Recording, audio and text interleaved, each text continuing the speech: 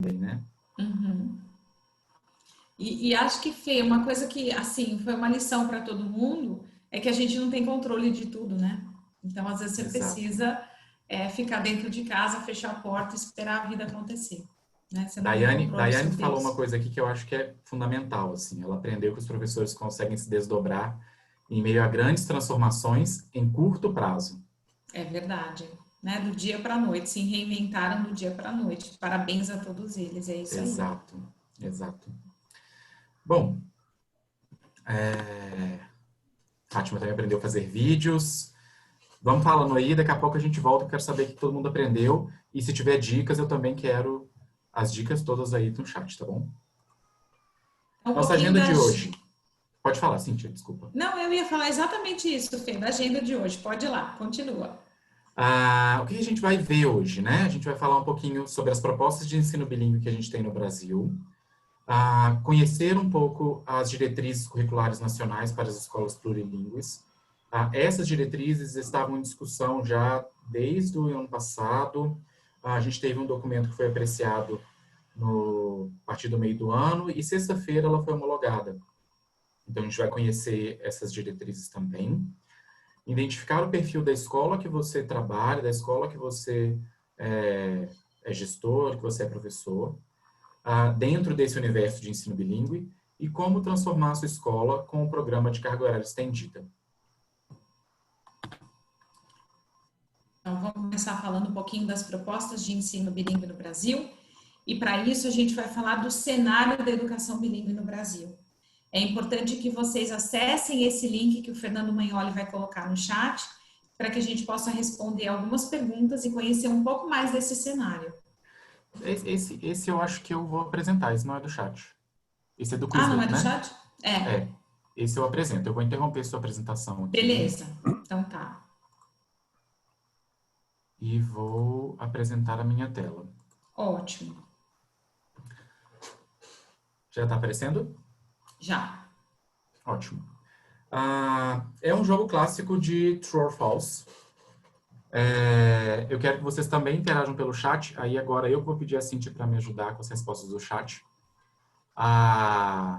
E vai ganhar uma estrelinha de bom aluno que responder rapidamente. Não vale ficar pesquisando no Google. A primeira pergunta a primeira afirmação, né? Escola bilíngue é o mesmo que escola internacional. O que vocês acham? True or false? Ó, tá todo mundo aqui colocando false. Maravilha. E é false. Por que é false, Cíntia? Eu não sei, me explica. Então, vamos lá. Escola internacional é aquela escola. Na verdade, nós temos dois tipos de escola internacional. Aquela escola que tem uma chancela pela embaixada do país de origem. Então, por exemplo, uma escola suíça que tem uma chancela da embaixada da Suíça e trabalha com o currículo suíço. E tem aquela escola brasileira que também trabalha com o currículo suíço. Então, são dois modelos de escola internacional. E escola bilíngue é uma escola que trabalha com duas línguas de instrução. Maravilha. Próxima afirmação a princípio, as escolas internacionais foram criadas para atender filhos de estrangeiros residentes no Brasil. True or false? Valendo? Ó, tá todo mundo respondendo aqui true. E é mesmo. Explica pra gente, Cintia. Na verdade, quando as escolas internacionais e as escolas bilíngues surgiram no Brasil, eles surgiram com essa necessidade para acolher os filhos de estrangeiros que estavam aqui morando ou de passagem para continuar os seus estudos. Hoje, na verdade, essas escolas são frequentadas, na sua maioria, por alunos brasileiros mesmo. Sim. E na grande maioria ela tem uma atuação como escola bilíngue também, né? Com línguas de prestígio, né? Que a gente vai ver daqui a Exatamente. pouquinho. As escolas que se intitulam, ao erro de digitação aqui no meio da nossa apresentação, se intitulam bilíngues, cresceram entre 6% e 10% nos últimos 5 anos. True or false? Começaram a pipocar as respostas aqui agora. Tem um pessoal que diz que é false, tem um pessoal que diz que é true. Tá meio dividida a opinião, Fê. True. true. Por que, Cíntia? Nós tivemos um crescimento muito expressivo de escolas se intitulando bilíngue nos últimos anos, nos últimos 5 anos, e a média ficou entre 6% e 10%. É isso. Ótimo. Quarta, 3% de todas as escolas do Brasil são bilíngues. True or false? Estou me sentindo aqui no passa-repassa na hora que fala valendo. E aqui está todo mundo votando que é false. Eu não vou virar se é true ou false. Eu queria saber por que as pessoas que falaram que é false acham que é false. Alguém consegue justificar rapidinho? Vamos ver se colocam aqui no chat, Fê. A Nara Lima diz que acha que é menos. O Rafael também disse less than that.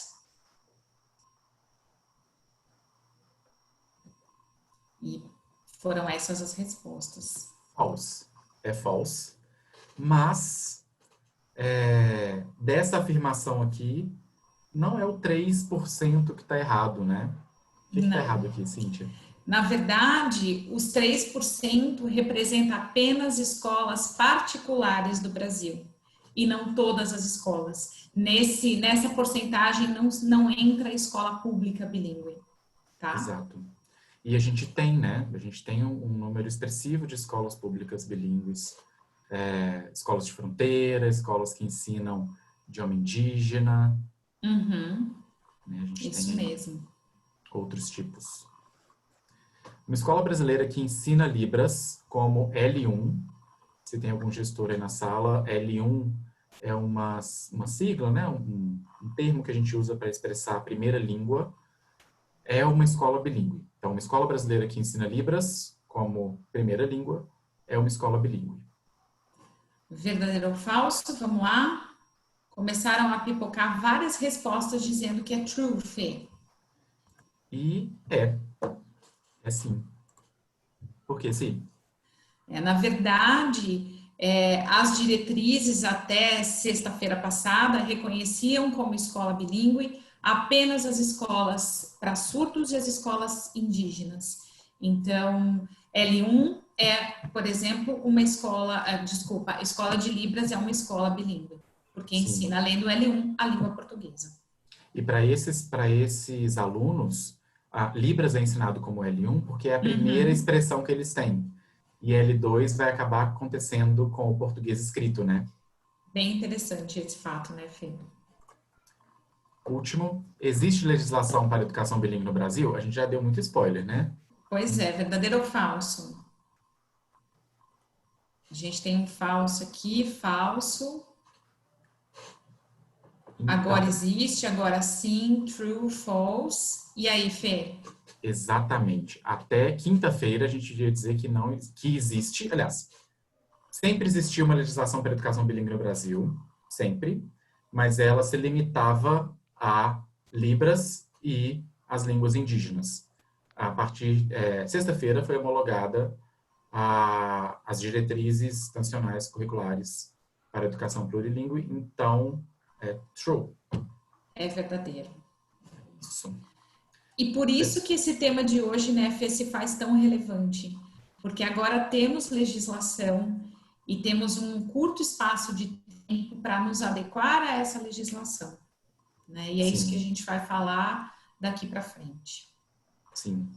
Você volta daí com a apresentação? Eu volto. Você quer que eu compartilhe de novo? Pode. Vamos lá.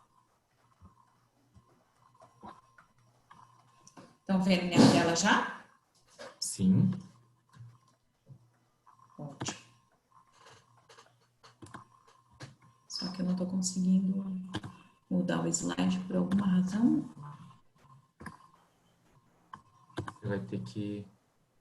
Vou ter que sair aqui da apresentação e sair do modo apresentação aqui. Peraí, Fê.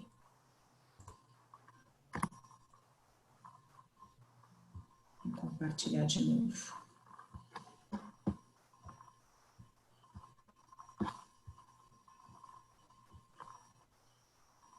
E a gente vai ter que voltar do início, mas vamos lá. Ele demora um pouquinho para carregar por conta da internet. Sim. Sem problema. Vamos lá, vamos lá, vamos lá. Pronto. Foi aqui que nós paramos, então vamos continuar. Então, é importante lembrar que quando a gente fala de educação bilíngue, a gente tem alguns modelos de escola. Escola internacional, escola bilíngue, programa de carga horária estendida e atividades de idiomas extracurriculares. Quer explicar um pouquinho, Fê? Quero. Bom, o que a gente precisa entender é que nenhuma dessas escolas, a gente está dizendo que são escolas de inglês.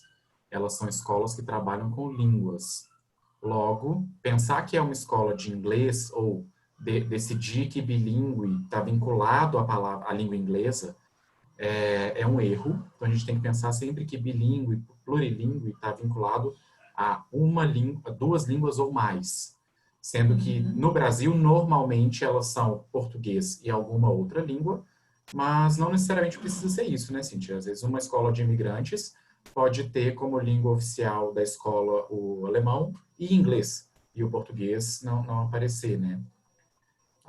Como a Cintia falou no início, escola internacional, ela pode acontecer de duas formas. Não vou me alongar aqui.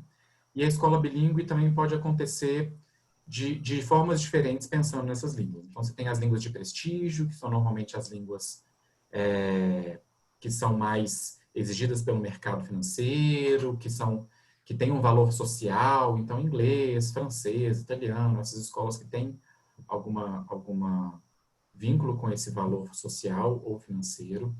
As escolas indígenas, as escolas de fronteira, escolas para surdos, todas essas se encaixam em educação em escola bilíngue. Programa de carga horária estendida é quando você tem uma organização da escola para ter mais aulas e um aprofundamento daquela língua. Então, a gente pode ter um programa de carga horária estendida de inglês, programa de carga horária estendida de espanhol e assim por diante. E as atividades de idiomas extracurriculares são aquelas aulas que acontecem no contraturno. Então, o aluno estuda de manhã e à tarde ele tem aula de inglês ou de francês, de alguma outra língua. Isso acontece nesse modelo, né, do contraturno, ou pode acontecer também nos modelos que são opcionais, quando não está dentro do currículo da grade oficial e o aluno pode optar em fazer ou não fazer. Uhum. E acho que assim, nós temos uma ideia errada do que é bilíngue, sempre nos remetendo a inglês, porque com a BNCC, o inglês como língua franca, né? Então, é óbvio que o foco maior, se a gente olhar hoje, são escolas bilíngues ou programas de carga horária estendida que oferecem como língua adicional o inglês. Então, a gente acaba achando que é só o inglês, mas não, né? Qualquer língua adicional. Isso. Então, é importante lembrar também que bilíngue não se refere apenas à língua inglesa. É isso que a gente acabou de explicar por aqui. Ter isso em mente. Quando a gente falar que a escola... o material do bilíngue. Bilíngue o quê? Ele continua sendo um material de inglês. É um material de inglês que promove um aluno bilíngue, mas aí a gente tem que começar a pensar nessas diferenciações, né? Exatamente. E uma coisa que a gente estava discutindo, né, Fê, é que quando a gente fala de educação bilíngue, a nossa preocupação maior está na aquisição de língua. Mas é importante lembrar também que o objetivo vai muito além disso, né? Quando a gente trabalha com educação bilíngue, a gente prepara o aluno para ser cidadão do mundo. Então, é aquele aluno que olha para as diferenças com mais compreensão, ele compreende as diferenças, ele pode até comparar, mas ele compreende. Ele é um aluno que tem um pensamento crítico, ele é um aluno mais preparado para os desafios do mundo. Então, não é apenas uma questão de aquisição de língua, como a gente pode ver na citação da Ofélia Garcia, né? Sim, sim. Ele circula com as habilidades que ele adquire ao longo da vida pelo mundo, né? É a forma de educar do século XXI, né? Precisa de um aluno mais preparado. Exato. Então, vamos falar um pouquinho das diretrizes, Fê? Vamos, que eu acho que... bom, eu tive alguns professores próximos de mim que me procuraram de sexta em diante, final de semana, que até mesmo o texto, né, Cíntia, estava meio perdido, a gente tinha uma dificuldade um pouquinho de encontrar esse texto. E a homologação no Diário Oficial aconteceu no dia 18, mas a publicação do texto na íntegra aconteceu 48 horas depois. Então, por isso que muita gente ficou aí um pouco perdida de onde estavam essas diretrizes. Para a gente não precisar falar diretrizes curriculares nacionais toda vez que a gente for falar isso, vamos abreviar para DCN, né, Cíntia? É melhor. Mais Na rápido. verdade, DNC, né? Diretrizes Nacionais Curriculares, DNC. Exatamente. Vamos lá. Então, vamos lá. O que caracteriza uma escola bilíngue no Brasil? Promover currículo integrado e ministrado em 2 línguas de instrução. Ou seja, eu tenho um currículo e ele precisa ser ensinado em 2 línguas, visando o desenvolvimento das competências e habilidades linguísticas e acadêmicas. Traduzindo em miúdos, eu tenho a aula de matemática, eu preciso que essa aula de matemática seja ministrada em 2 línguas, seja inglês e português, francês e português, e como nós estamos no Brasil, o português é sempre primordial, né? Precisa fazer parte dessa escola bilíngue. Exato. E que por isso que a gente volta lá naquele slide que falava sobre bilíngue não quer dizer inglês, não quer dizer que uma escola bilíngue está abandonando a língua portuguesa e não vai ter mais esse contato. Pelo contrário, se ela é uma escola bilíngue, ela tem que manter as 2 línguas bem trabalhadas com os alunos. Né? Exatamente. E essa ideia de currículo integrado traz isso, porque não pode ser uma coisa solta. Então, vai ter lá uma aula totalmente independente, que não faz parte do cotidiano das outras aulas. Ele tem que ser integrado com as outras disciplinas, preferencialmente trabalhando de uma forma interdisciplinar. Uhum. E essa questão que você falou de ter as línguas em equilíbrio é uma coisa que a gente vai ver mais lá na frente quando a gente falar de carga horária. Eu acho que esse é o ponto que foi o ponto mais delicado no primeiro documento e que agora teve uma resolução mais inclusiva, vamos dizer assim. Exato. O projeto pedagógico bilíngue, ele deve ser implantado para todas as etapas da educação básica. Pode ser uma implantação gradativa, mas precisa ser implantado em todas as etapas. O que isso significa? Se eu tenho uma escola que oferece aulas para educação infantil até o ensino médio, para eu ser considerado uma escola bilíngue, eu tenho que oferecer o projeto pedagógico bilíngue da educação infantil ao ensino médio. Eu não posso fazer só na educação infantil e não ter um projeto de extensão disso para os outros segmentos. Exato. Contra esse tipo de resolução, a escola pode cair nos milhares de situações possíveis, de PROCON, de propaganda enganosa, porque a legislação agora diz claramente, isso é um ponto bem claro, né, Cintia? Não tem discussão de interpretação aqui, que para ser bilíngue, para a escola poder dizer que ela é bilíngue, ela tem que ser uma escola de fato bilíngue com todos os segmentos, todas as etapas. Não pode ser a escola é bilíngue no infantil e no resto ela é convencional. Isso. Eu posso iniciar pela educação infantil, mas perante os órgãos educacionais eu preciso ter um plano de expansão disso para as outras etapas. Isso. Tá? E cumprir esse plano dentro dos prazos determinados. Tá? Exatamente. Carga horária, e aqui é que a gente estava falando da questão de inclusão, né? No documento anterior, a carga horária de instrução na língua adicional era de 3/4, ou seja, era uma forma de colocar muito mais foco na língua adicional do que na língua materna para crianças tão pequenas. Quando todas as literaturas da academia e tudo mais, eles dizem que a gente precisa ter uma coexistência de língua e cultura, né? Então, essa carga horária hoje, pelas diretrizes nacionais, ela diz que tem que ser um mínimo de 30% e máximo de 50% de instrução em língua adicional, tanto para a educação infantil quanto para o ensino fundamental. E para o ensino médio, é 20% o mínimo, podendo incluir aulas da língua adicional nos itinerários formativos. A diferença é que no ensino médio a gente não tem limite máximo da língua adicional. E quando a diretriz diz sobre poder incluir um itinerário formativo em inglês, ela está dizendo que a escola pode escolher os itinerários que ela quiser, e esse itinerário inteiro seria em inglês, e não um itinerário para a língua inglesa.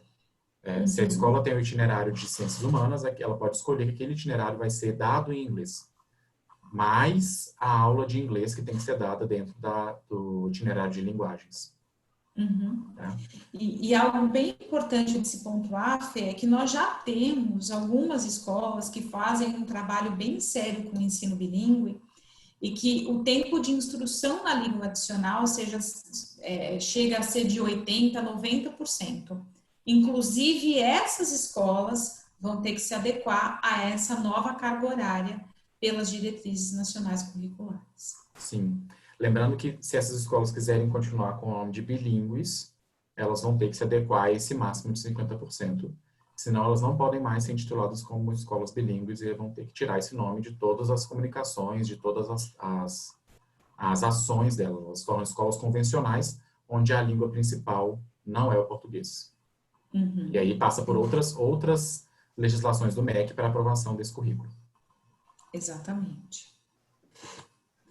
Quanto à formação de professores, esse é outro assunto bem polêmico, mas que comparando o documento primário e esse, a gente percebe que já tem um caminho que leva esse professor a um desenvolvimento para a educação bilíngue, né?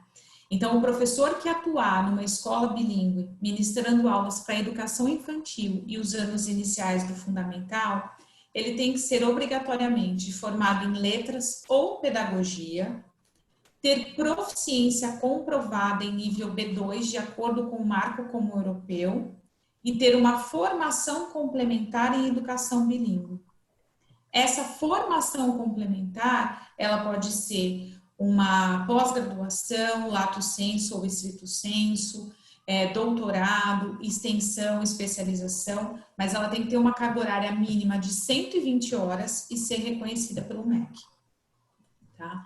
Então, qualquer curso que a gente vê por aí, de práticas bilíngues, para que ele seja reconhecido para a minha formação de professor em escola bilíngue, ele precisa ter uma carga horária mínima de 120 horas e ser reconhecido pelo MEC, senão não adianta.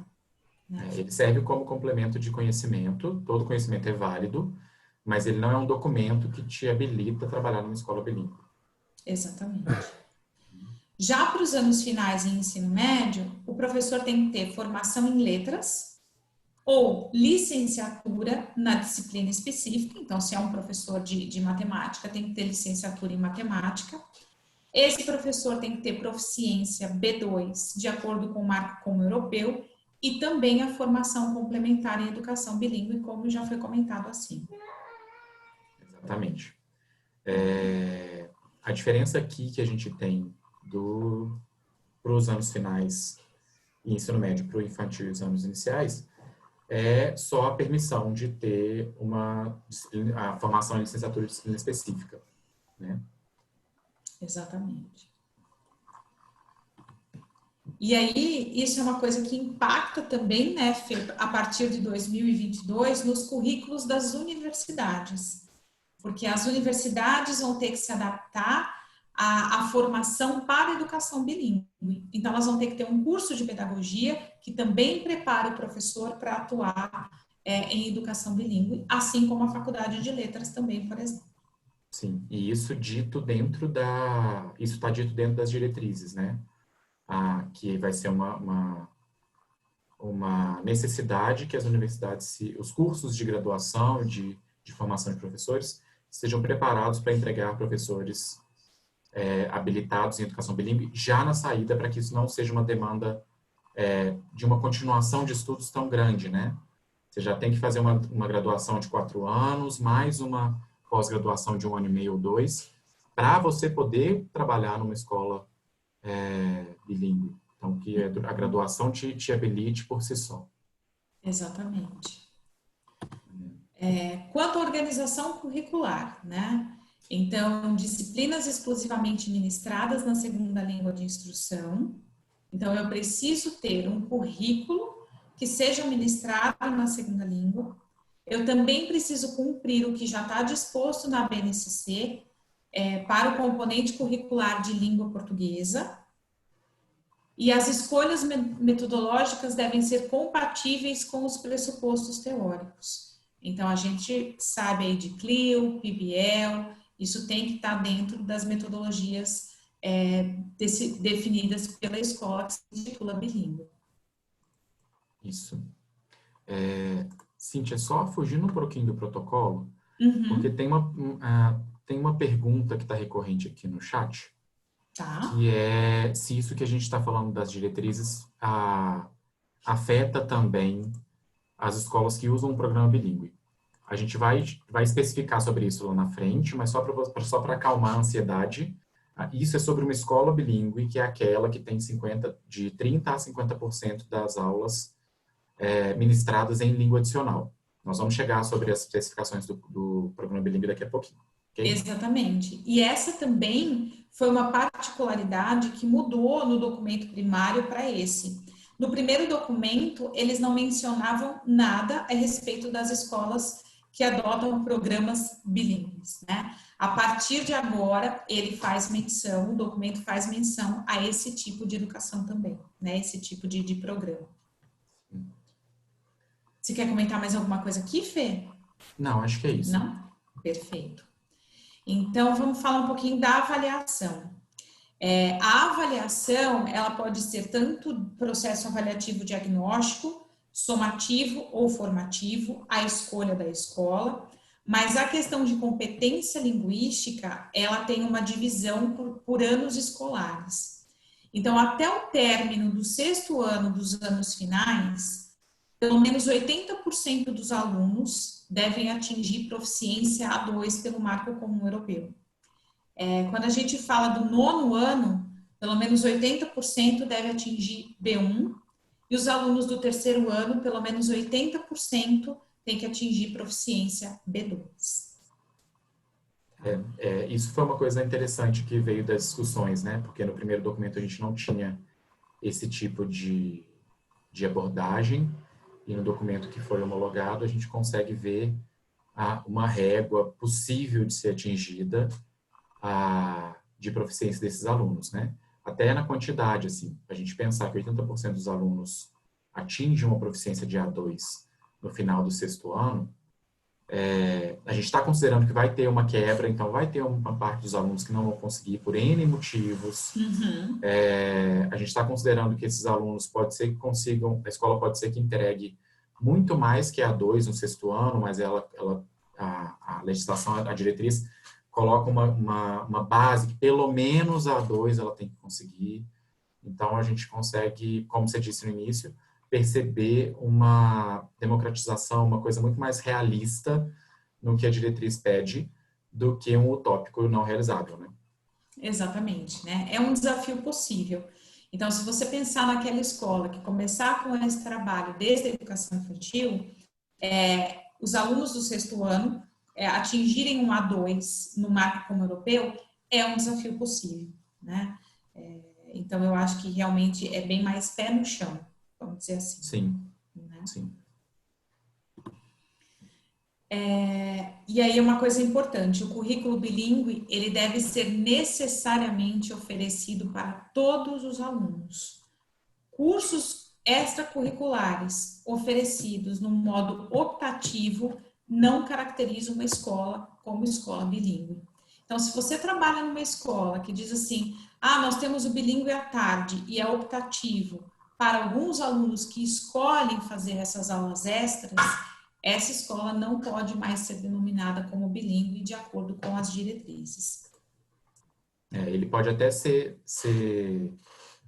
à tarde, por exemplo, no contraturno, mas ele não pode ser opcional, né? Todos os alunos têm que ser atendidos com aquele curso, com aquela demanda das disciplinas bilíngues, para que a escola se intitule bilíngue. Isso não quer dizer que as escolas não podem mais fazer isso. Elas só não podem se intitular bilíngues. Então, se a escola que oferece um curso extracurricular com matemática, história e computação em inglês à tarde, vamos mudar de tarde, né? Vamos pôr de manhã. Os alunos estudam à tarde e essas disciplinas acontecem de manhã, essa escola ela pode continuar oferecendo essas disciplinas. O trabalho pode ser impecável, ela pode entregar aos alunos com uma proficiência de inglês altíssima, ela só não pode dizer que ela é uma escola bilíngue. Exatamente. Ok? E acho isso muito coerente também, né? Porque a partir do momento que é optativo, apenas alguns alunos vão atingir um outro patamar, né? Então, você exclui os outros alunos. A partir do momento que ele tem que ser para todos, de novo, uma forma de incluir todo mundo, né? Não é uma questão de ser certo ou errado fazer um curso optativo para os alunos, né, em atividades extracurriculares. É só uma questão de não se intitular como bilíngue. Foi isso exatamente como você explicou. Exatamente. Vamos falar um pouquinho agora do sujeito bilíngue, né? Então, o que é ser bilíngue? É ter o domínio de duas línguas, mas além disso, além do conhecimento, é ter a consciência dessa língua. Saber em qual situação e contexto usá-las, né? Como usá-las, quando usá-las, se é apropriado usá-las, né? Então, vai muito além só daquilo que a gente estava falando de aquisição de língua, né, Fê? E sempre pensar que a palavra bilíngue, ela foi quase que banalizada pelo marketing nos últimos anos. Tudo é bilíngue.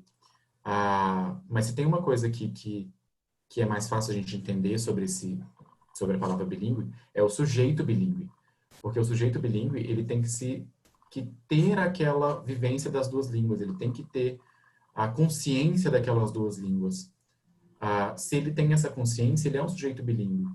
E aí as teorias e os pesquisadores discutem isso sempre sobre, mas ele precisa ter uma proficiência, ele não precisa ter proficiência, qual nível de proficiência ele precisa ter para ser considerado bilíngue? E o que mais tem se chegado em acordo nas últimas discussões sobre isso é que a proficiência não é o fator que torna um sujeito bilíngue, mas sim a consciência de quando usar uma língua ou outra, de como usar aquelas línguas, que é exatamente o que está aí, como, quando e se é apropriado. Não é o quanto ele sabe, mas como ele usa, né? Exatamente. É o saber se portar com aquela língua, né? Como eu vou usar essa ferramenta, esse instrumento de comunicação. E isso vem muito de encontro com as nossas preocupações, né? Porque às vezes a gente preocupa mais em querer saber se a minha escola é bilíngue ou não, se o meu programa é bilíngue ou não, se a minha disciplina é bilíngue ou não, sendo que a escola ela funciona para o aluno, para o sujeito. A gente forma o sujeito. Então, o sujeito é que tem que ser bilíngue. O método que a gente vai encontrar para transformar aquele sujeito em bilíngue, ele pode ser adaptado, ele pode ser diferente, ele não tem que ter uma regra. Não é matemática. É língua, é vivo, se move. Verdade.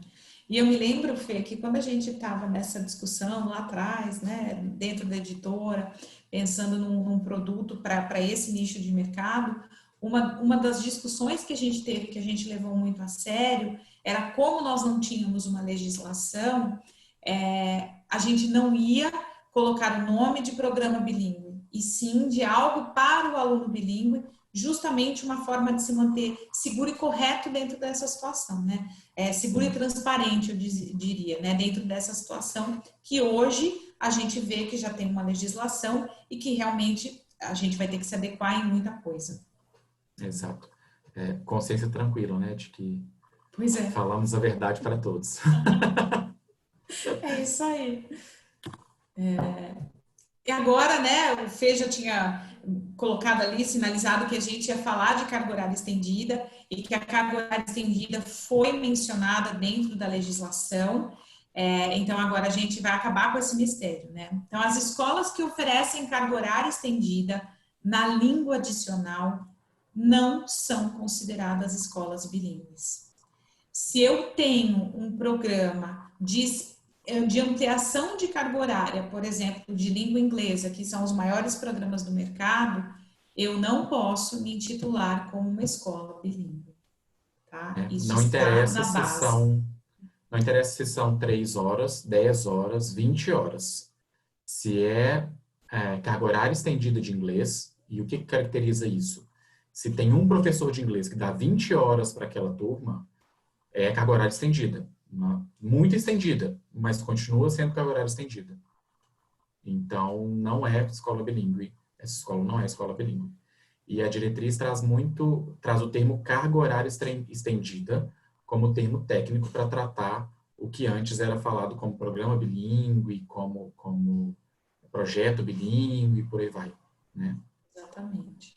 Eu acho que a melhor forma, né, separar o joio do trigo é o seguinte: se eu tenho um professor de matemática, geografia, arte, ciências, que ministra parte do seu conteúdo dentro daquela carga horária numa língua adicional, essa escola é bilíngue.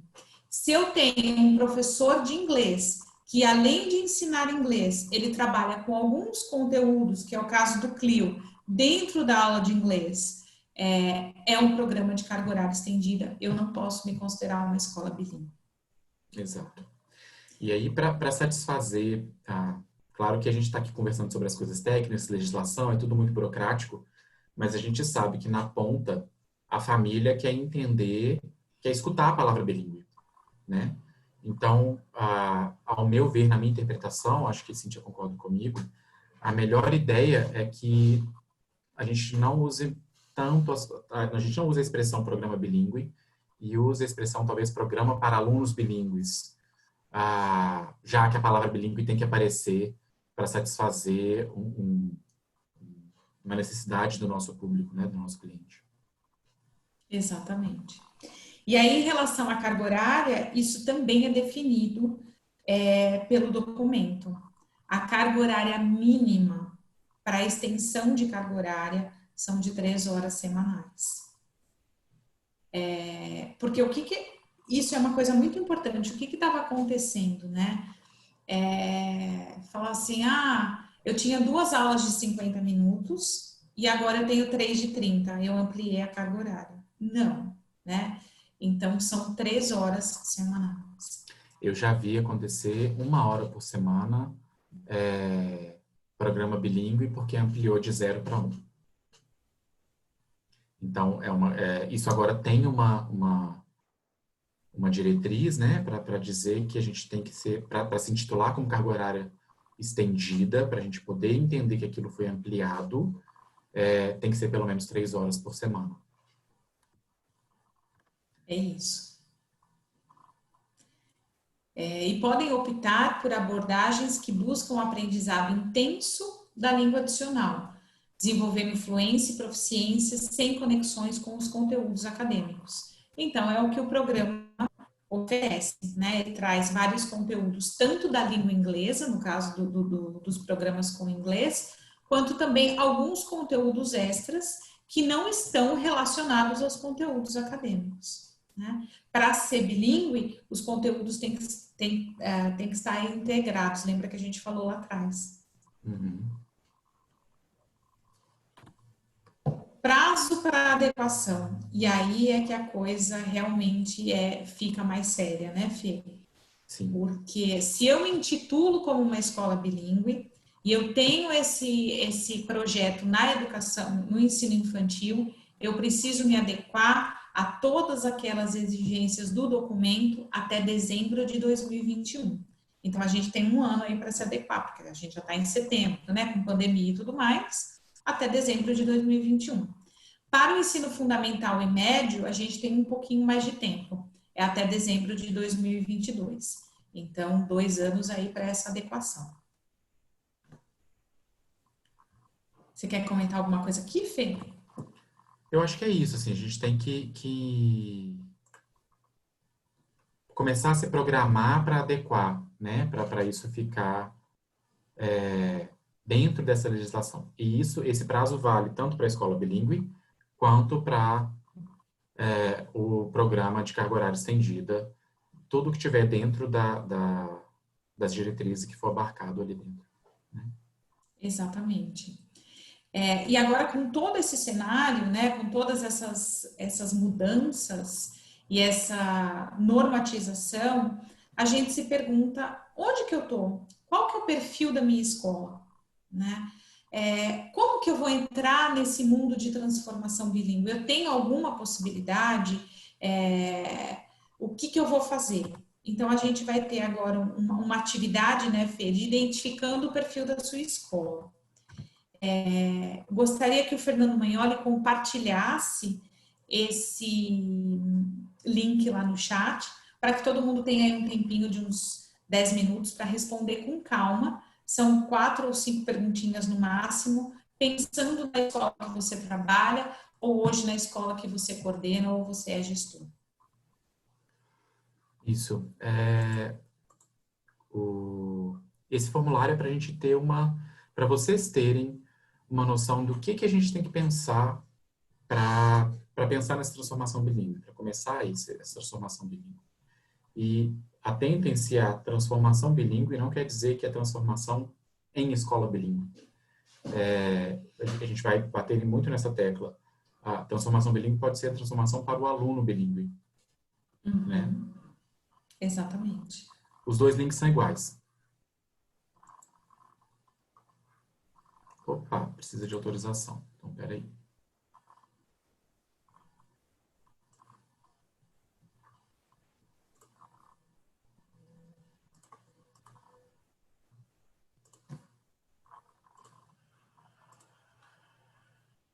Deixa eu tentar agora o outro link. Gente, isso aqui, ó. Não, Jerusa, não é o mesmo do telefone, esse é outro, tá?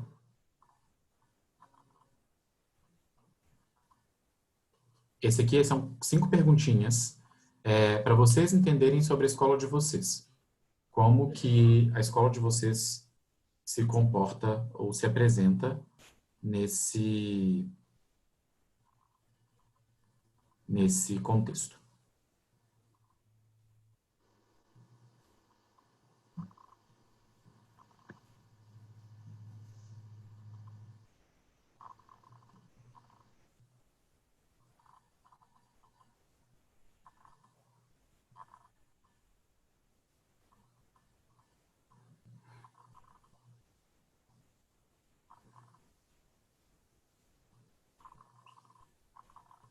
Vamos ver como é que estão as respostas, se alguém já respondeu.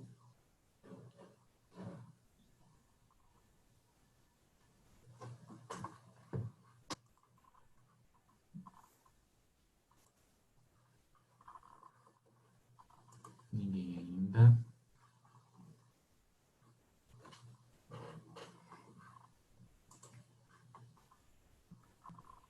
Sentir enquanto o pessoal responde.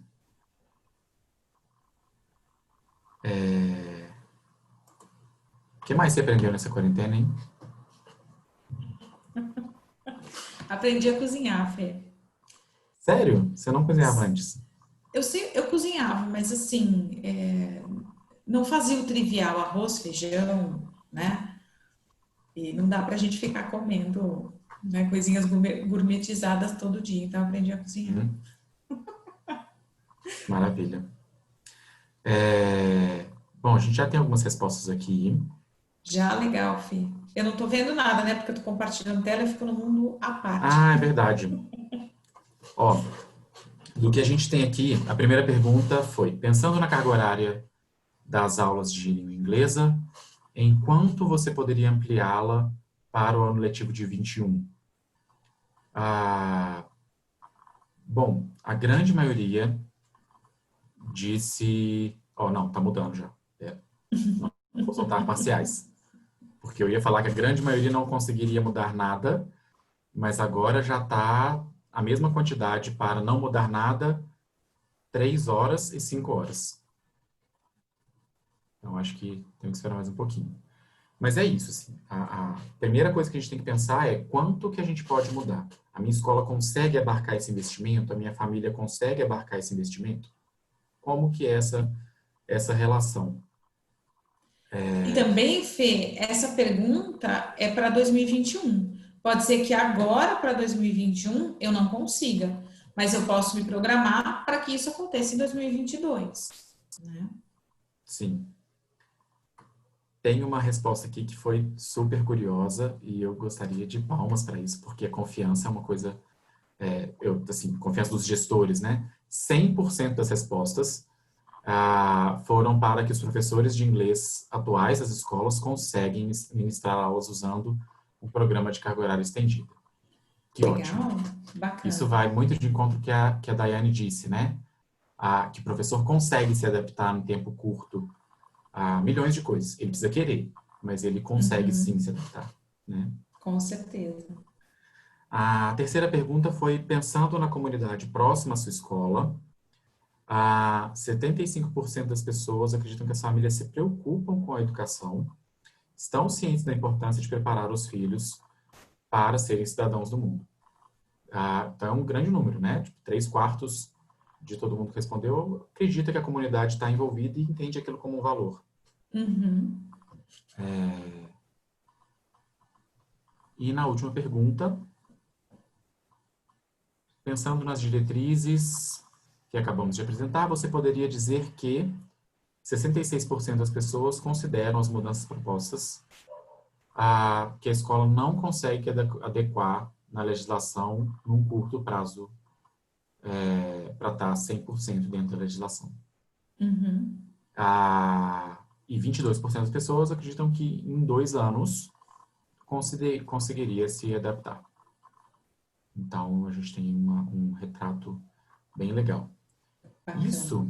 Esse formulário foi um exemplo simples, assim, da reflexão que a gente tem que fazer para saber qual passo tomar. Não adianta a gente pensar em, eu quero que a minha escola seja uma escola bilíngue, mas isso é relevante para a minha comunidade? A família que estuda na minha escola, e aí quando eu digo família que estuda na minha escola, porque nunca é só o aluno, né, Cíntia? É o aluno, toda a família por trás. Essa família, ela entende aquilo como um valor, e tratando-se de valor, ela consegue incluir aquele investimento dentro do orçamento familiar. Exatamente. O meu corpo docente é um corpo docente que consegue se adaptar àquilo? Se não, qual o corpo docente que eu preciso ter para atingir essa escola bilíngue? Esse investimento vale a pena? Ou é melhor eu ter os professores comigo, né? Isso tudo é uma reflexão que a gente tem que ter antes de tomar uma decisão sobre isso. É fazer uma reflexão sobre o cenário da sua escola, né? Para saber qual caminho você vai tomar. Né? E aí a gente propôs aqui um gráfico, né? De qual que é a melhor solução e a gente e como isso impacta na sua escola. Então, são 5 categorias: investimento, carga horária, comunidade, corpo docente e proposta pedagógica. Né? Se a gente olhar para uma escola internacional, o investimento é muito alto.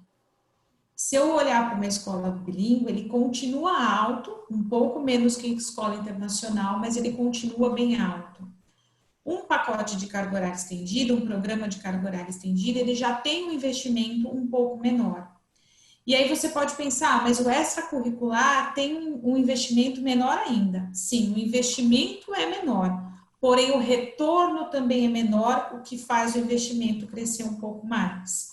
Por quê? Porque quando ele é optativo, são poucos alunos que vão investir naquilo que você investiu anteriormente, né? Então, o seu retorno acaba sendo menor.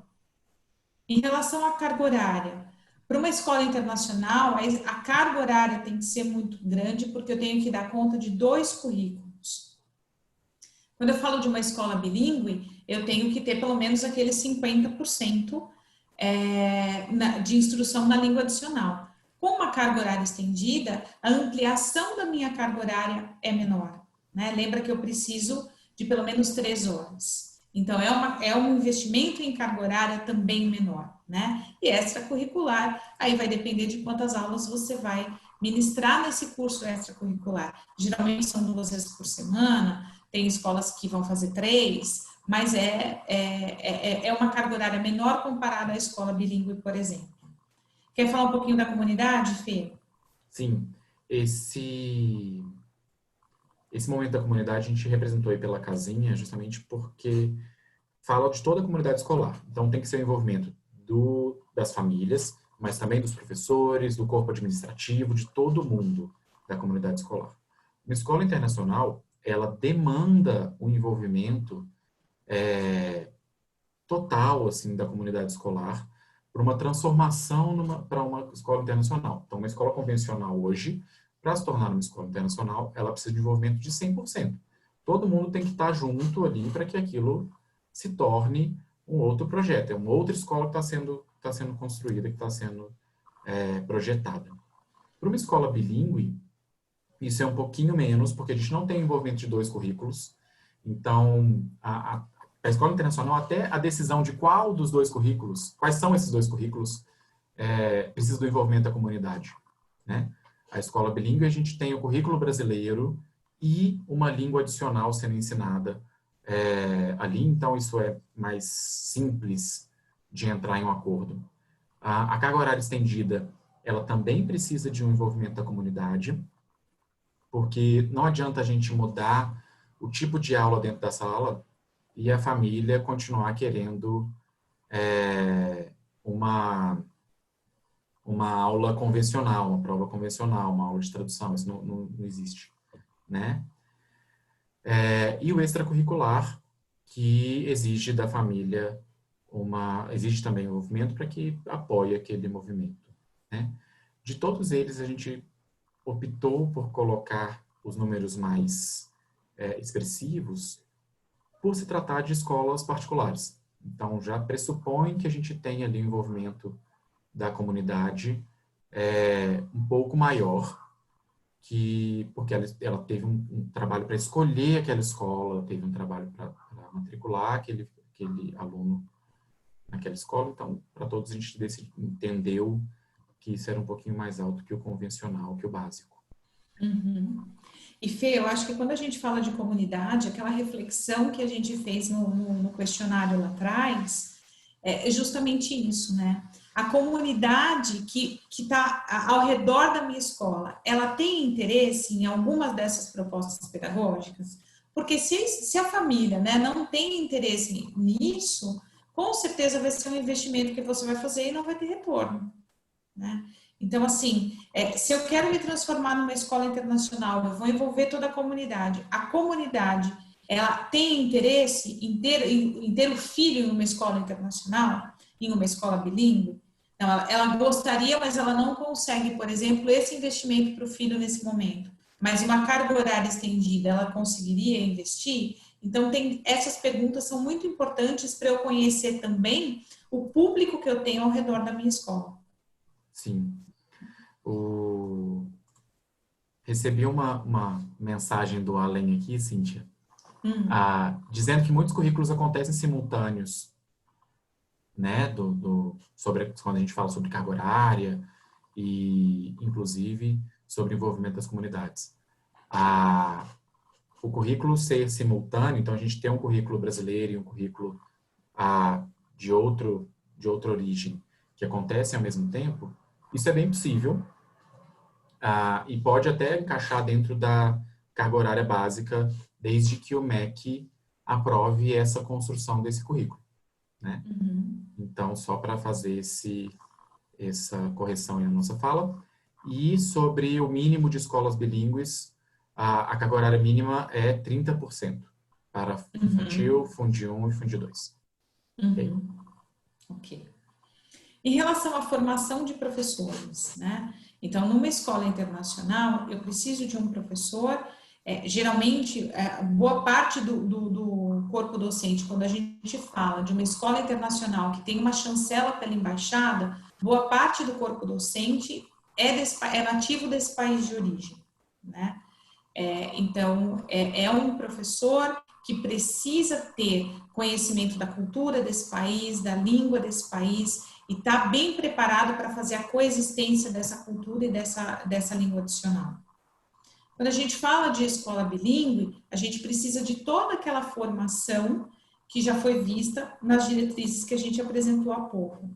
Para a carga horária estendida, eu não tenho essa exigência dessa formação desse professor. Então, eu posso ter um professor em desenvolvimento. Sim. A mesma coisa para o extracurricular, né? Eu não preciso, por exemplo, para um curso extracurricular que um professor tenha pedagogia ou letras, né? Ele pode ser, ter certificado de proficiência e ter formação em outras áreas.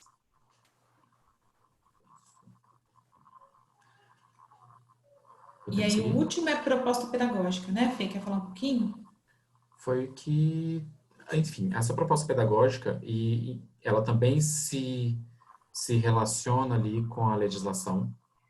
Então, quando a gente colocou esses livrinhos aí, representando proposta pedagógica e legislação, entendam também como legislação, é a quantidade de orientações, diretrizes que a escola precisa se basear para poder funcionar legalmente. Então, a escola internacional, ela tem muitas coisas para olhar, ela tem muitas legislações que têm que estar abarcadas dentro da proposta pedagógica da escola. Então, tem os 2 currículos, a escola que tem a chancela de embaixada tem ainda que se orientar por essa chancela e pelas diretrizes que o Ministério da Educação daquele país dita, além do Ministério da Educação brasileiro. Inclusive então, o calendário, né, Fê? Calendário, então tem uma série de coisas que essa escola precisa olhar. Por isso que a gente colocou aí 5 livrinhos. Então, seria um grande número de situações e de pontos que essa escola precisa se orientar. Escola bilíngue um pouco menos, então a gente talvez não tenha aí a preocupação de 2 currículos acontecendo simultaneamente, talvez a gente não necessariamente precise ter uma chancela de algum órgão, de alguma instituição estrangeira, mas mesmo assim tem toda uma diretriz curricular que foi homologada que ela precisa de atender para que se coloque como uma escola bilíngue. Carga horária estendida, ela tem bem menos que as 2 outras anteriores, mas continua tendo as suas peculiaridades, continua tendo seus pontos que precisam ser observados. E o extracurricular, como é um curso livre, ele, teoricamente, precisa de ter algumas questões legais enquanto empresa para funcionar. Não tem nenhuma legislação que rege o ensino num curso extracurricular. O que a gente acredita de coração é que esses cursos curriculares, esses extras curriculares sejam dirigidos e sejam orientados com ética e que ensinem um bom inglês e que tenham, de fato, uma boa entrega para os alunos que estão ali acreditando. Né?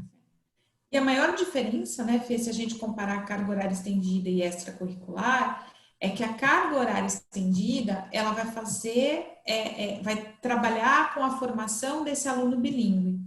O extracurricular, por outro lado, ele tem o foco mais no trabalho de ensino e aprendizado da língua estrangeira, né, da língua adicional. Sim, exatamente. Eu tô aqui olhando o celular, porque a gente já está às 18h40, acho que nós vamos ter que dar uma acelerada. E aí, qual que é a melhor solução, né? Pensando que todas as soluções, o nosso objetivo é o aluno bilíngue, é o aluno preparado para esse desafio do cidadão, de ser um cidadão do mundo, né? Pensando no perfil da sua escola, em todo esse panorama que nós mostramos hoje de investimento, do envolvimento da comunidade, da formação do docente, quais dessas soluções seria mais adequada para a sua escola hoje?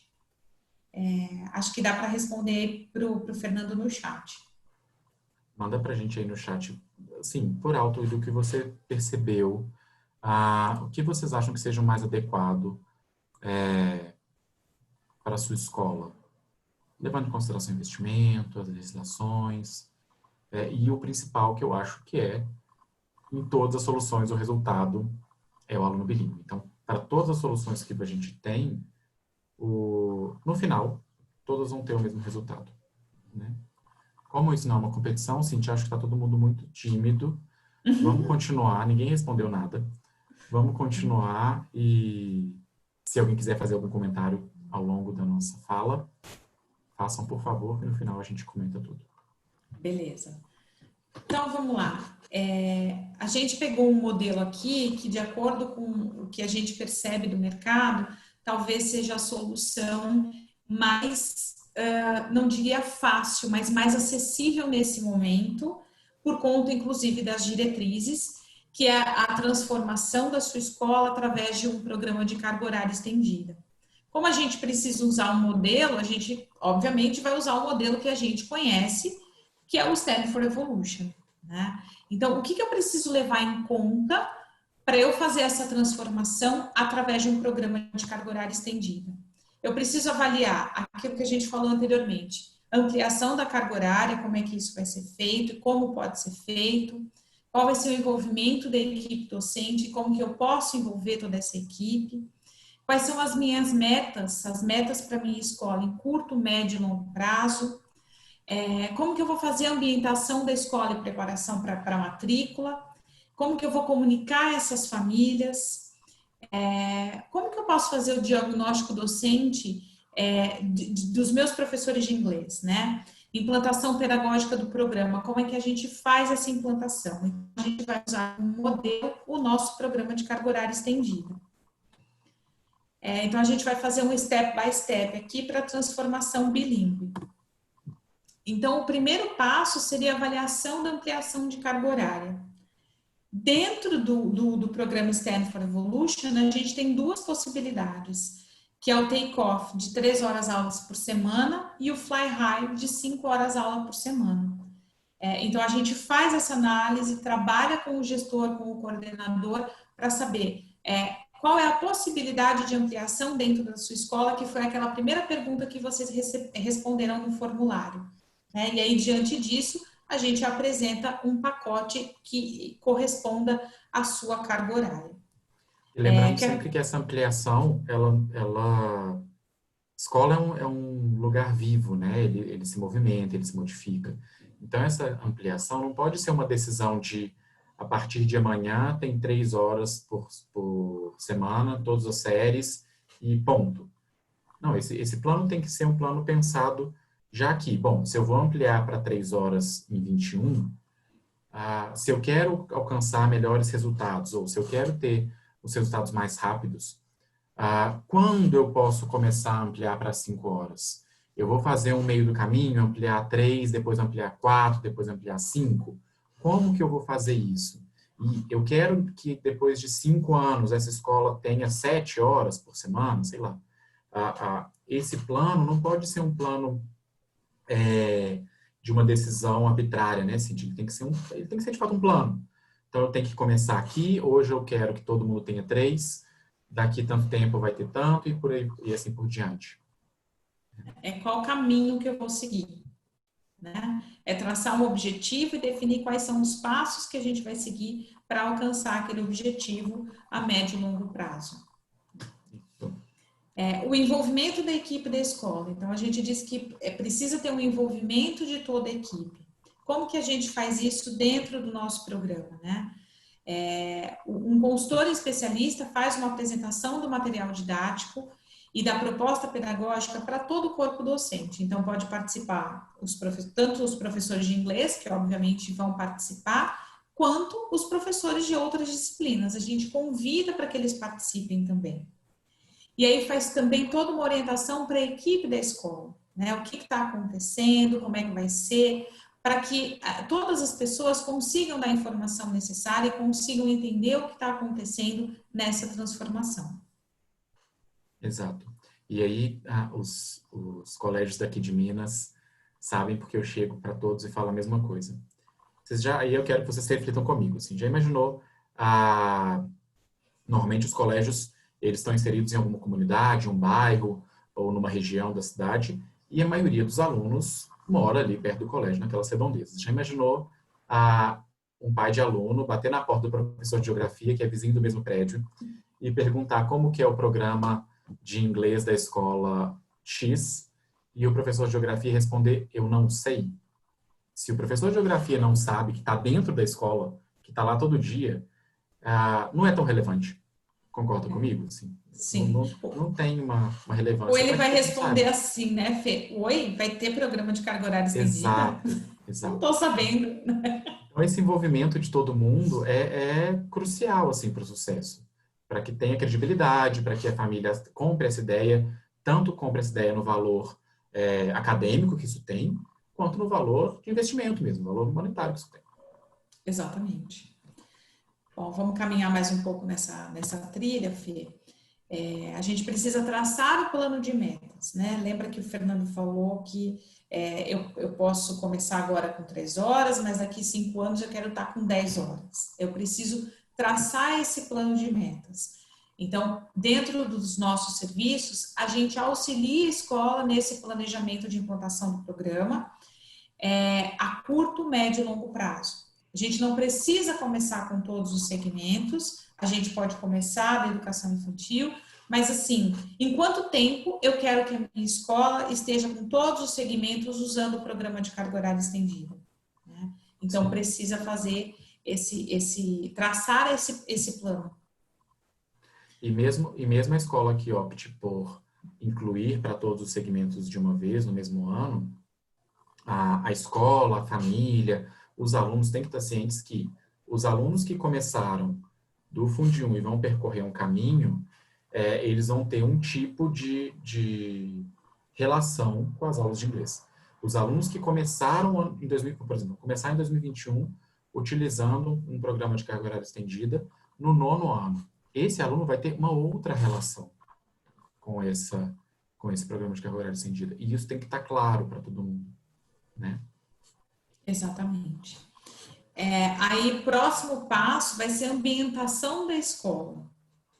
Então, como que eu vou ambientar essa escola para que todos, tanto a comunidade quanto o corpo docente, saiba que isso já está sendo iniciado dentro daquela escola, né? Então, a gente tem uma entrega de enxoval, que a gente chama do marketing, para preparar a escola para a época de matrícula.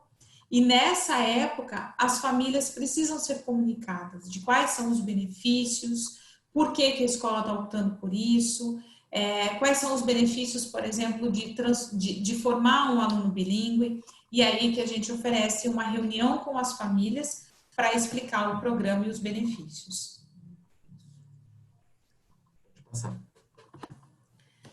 Diagnóstico docente, esse é outro momento, né? Eu preciso entender se o meu corpo docente está preparado para esse programa, que foi aquela pergunta que o Fernando fez e que a gente teve 100% de que meus professores estariam aptos a iniciar um programa bilíngue. Bacana. E aí a gente precisa traçar também um desenvolvimento desse professor dentro dessa transformação.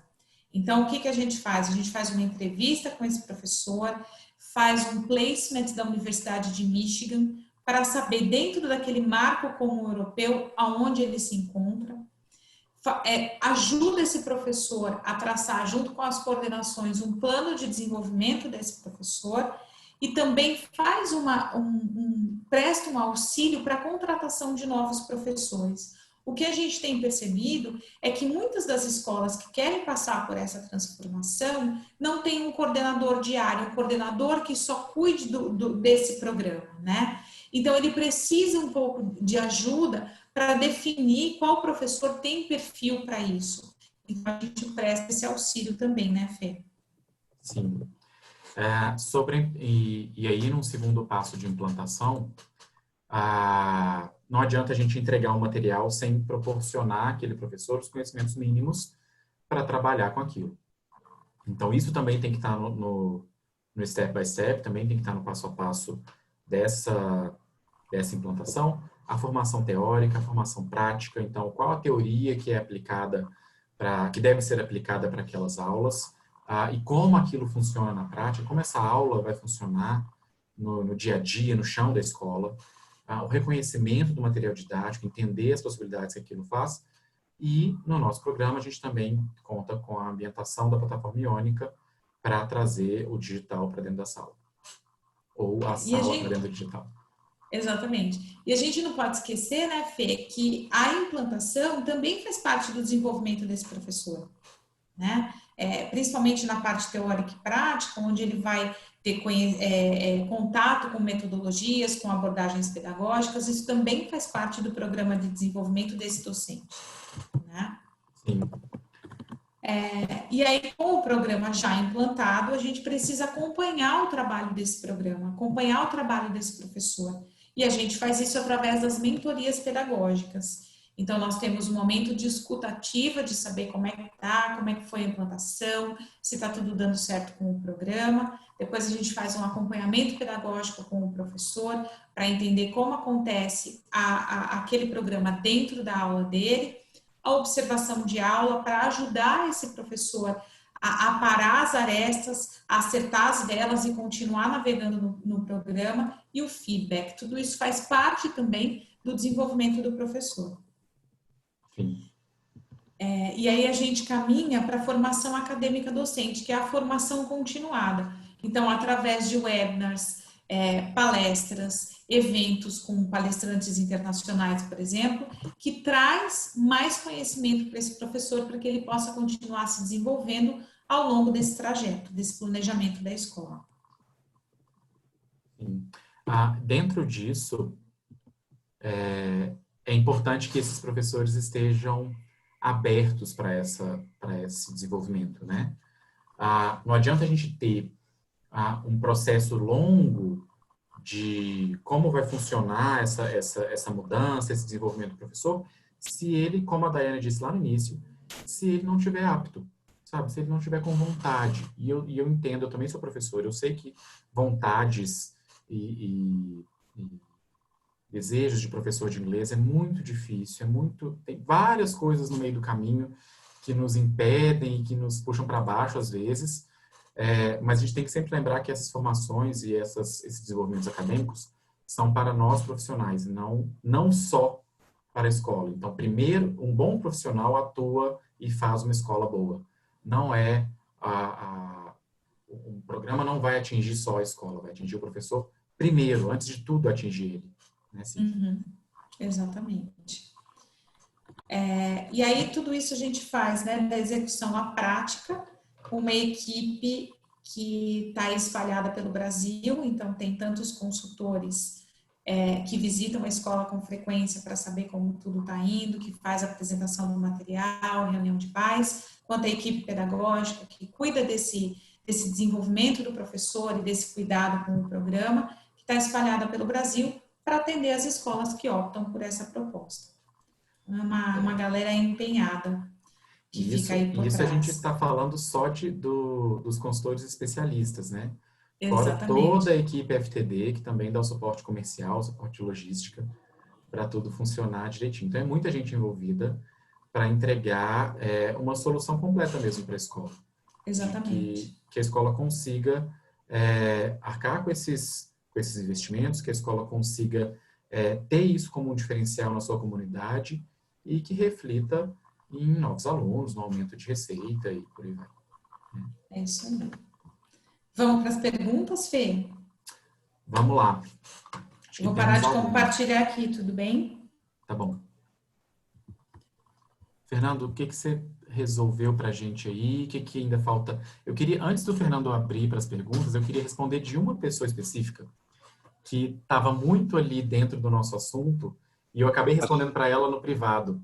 Patrícia Moselli mandou que é muito importante a autonomia do coordenador de inglês. E isso que é essencial. Assim. O coordenador de inglês ele tem que ter domínio e ele tem que ter autonomia para as decisões do inglês na escola. Né? Uhum. Que seja uma decisão colegiada, mas ele tem que ter uma importância, ele tem que ser ouvido, né, Cíntia? Exatamente.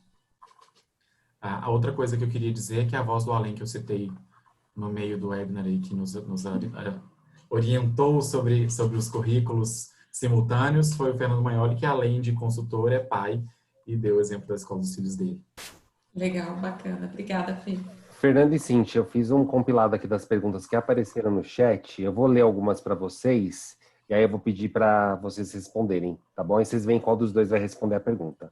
A primeira pergunta veio da Andréa Antunes. Ela perguntou, uma vez que temos que mostrar a proficiência em nível B2 dos professores, como é que a gente vai comprovar essa proficiência junto às escolas?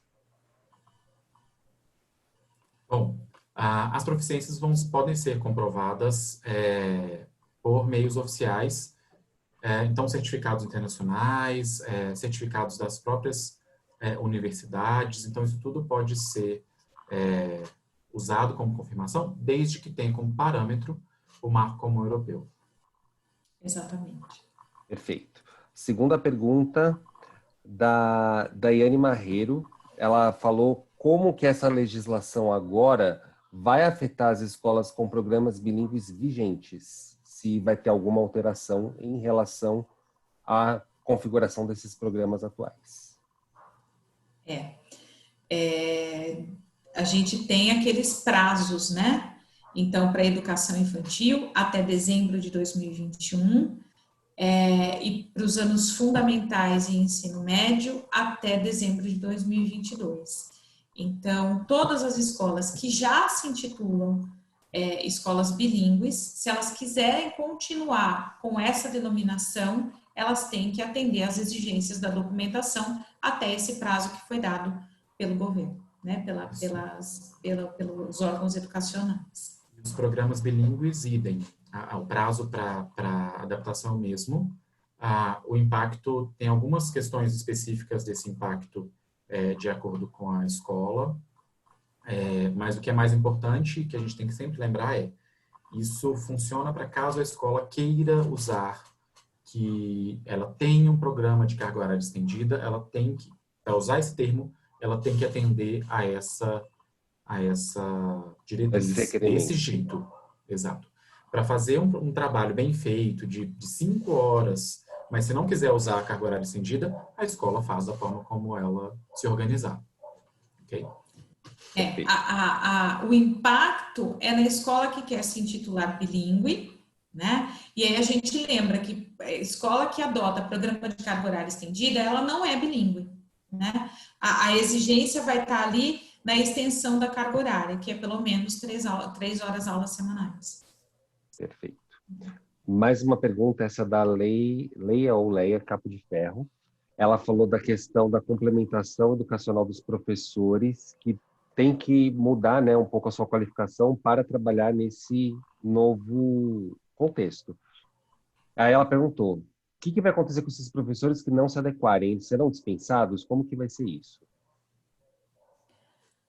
Os professores que não se adequarem, e eles trabalham em escolas que estão adequadas ao programa bilíngue, à educação bilíngue, desculpa, eles vão ter que trabalhar em escolas que não são bilíngues, né? Então, tem aí outras tantas escolas que não são bilíngues e vão poder absorver esses professores. Agora, o professor que quiser ministrar aulas em escolas bilíngues vai ter que se adequar à formação, à proficiência e à especialização. Exato. E quando a gente traz essa complementação, como que vai funcionar a vida desse professor, isso agora é lei. Infeliz ou felizmente, a lei traz essa complementação como uma exigência. Então, isso começa a descer numa escadinha do Ministério para as superintendências, e as superintendências começam a cobrar das escolas que isso seja aplicado na ponta, que o professor tenha essa complementação de fato. Perfeito. E a última pergunta foi como a editora irá ajudar nesse processo de transformação para as escolas que gostariam de adotar esse modelo de implantação. Essa é a melhor pergunta, parece até que plantada na audiência para poder perguntar isso. Olha, não fui eu. Quem perguntou foi o Daniel Martins. Eu copiei o nome de quem perguntou. Ótimo. Daniel, então, a melhor resposta tem uma resposta super pronta, acho que a Cíntia pode falar, e a minha vai ser no final. Pode responder, Cíntia. Quando a gente trabalha, né, com o programa de carga horária estendida, todo aquele passo a passo que a gente fez é o passo a passo do Stanford Evolution, que é o modelo que a gente usou, né, de exemplo, para contar para vocês como é que dá para fazer essa transformação. Então, é só contatar o consultor da sua região. Era essa a sua resposta, Fê? Era um Liquejar. Podem ficar tranquilos que todo mundo que se inscreveu aqui vai receber um pouquinho mais de informação nos e-mails sobre os próximos passos, como que a gente funciona. É um momento merchan do nosso webinar. E caso haja interesse da escola, por favor, nos contactem. Como a Cíntia mostrou no mapa, a gente tem pessoal espalhado no Brasil todo, pronto e ansiosos para receber as ligações e e-mails de vocês. Chegou uma última pergunta agora, Cinti, Fernando, da Kedma, ela falando assim, caso a escola não se adeque, como será a fiscalização? Olha, a gente não consegue prever essa fiscalização como vai acontecer. Na legislação, ela já diz que a escola que vai se adequar, então a escola que já se intitula como bilíngue, nesses prazos, ela que vai ter que apresentar a documentação para comprovar que ela está de acordo com o que a legislação diz. Após esses prazos é que a fiscalização deve acontecer. Do que acontece hoje, as fiscalizações de legislações, elas são feitas normalmente pelos superintendentes de educação regionais que atendem aquela escola. Então, eu imagino que deve continuar sendo da mesma forma. Eles também vão ter essa incumbência de verificar se a documentação está tudo certa, se a escola está funcionando direitinho.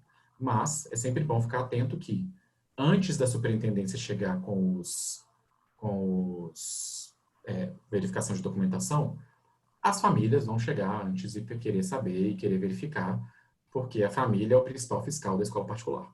Né? Sem dúvida. E eu vou até complementar um pouquinho do que você falou, Fernando, em relação a isso.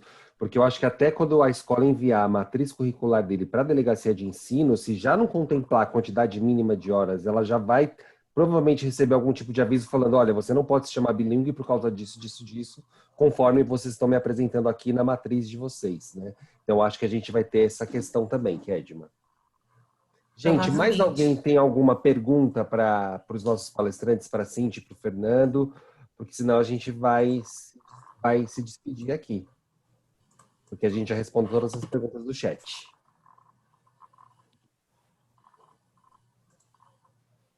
Acho que é isso. Patrícia Moselli, gostaria de agradecer mais uma vez. Obrigada a você, Patrícia, por estar sempre prestigiando a gente. É isso aí. E acabei de verificar que o Daniel Martins, que perguntou como que faz para participar, é daqui de Minas. Daniel, aguarde ligações amanhã.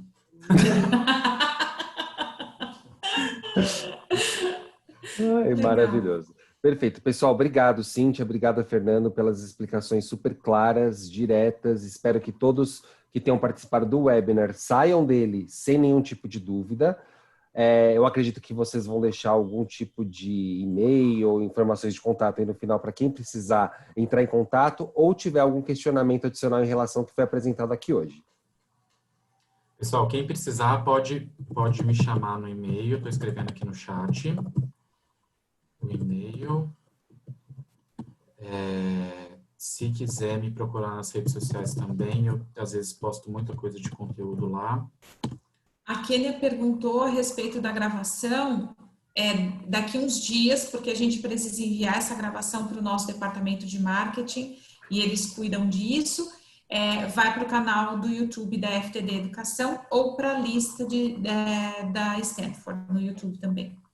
Tá? Mas aí a gente disponibiliza. E possivelmente no e-mail de vocês, a gente, assim que estiver disponível no... acabei de perceber que eu mandei um e-mail para ninguém, para um total de 0 pessoas. Mandou para mim, como eu não sou exato. Bem, ótimo. A gente vai mandar por e-mail de vocês a gravação, então se quiser compartilhar, às vezes é o professor que está aqui participando, quer compartilhar com o diretor, alguma coisa assim, fica fácil de compartilhar. Perfeito. É isso. Pessoal, muito obrigada. Mais uma vez, mais um webinar da Stanford, já foi aí nessa pandemia, né, Fê? Vários. E a gente já tem até alguns nominhos conhecidos que a gente identifica. Então, mais uma vez, muito obrigada. Fiquem bem, se cuidem. E se precisar, liga pra gente que a gente tem uma equipe aí pelo Brasil todo. Tchau, tchau. Tchau, gente. Obrigado.